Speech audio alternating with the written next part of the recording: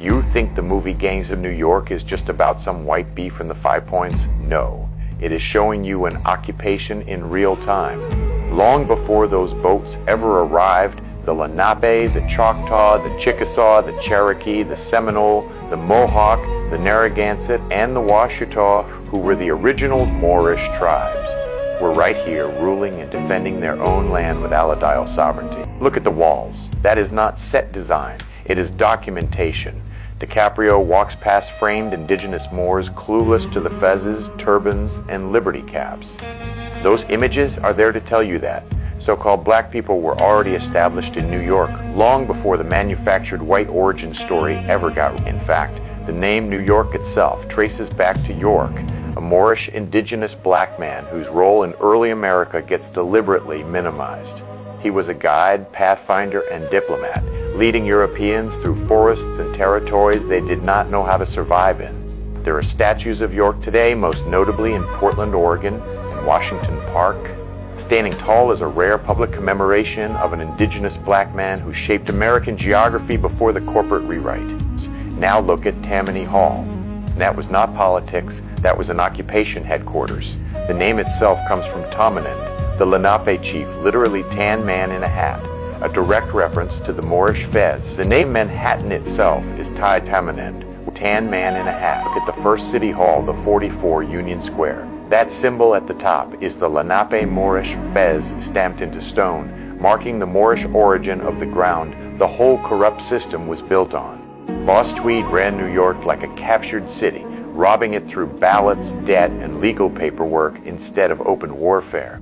Tweed was described as the most corrupt man on earth, a killer whose methods and science were later studied and adopted by Hitler and Nazi Germany. This history is so sensitive that if you mention Boss Tweed or Tammany Hall to a lawyer today, they will shut up, because those names represent the true corrupt origin of the current legal system. That whole 5 Points zone, Canal Street, Tribeca, Greenwich Village, was known as Little Africa, Lenape land, and the Lenape were Moors. The Bowery Boys occupied the entrance to Broadway on Wall Street, specifically to terrorize the original Moors out of their territory.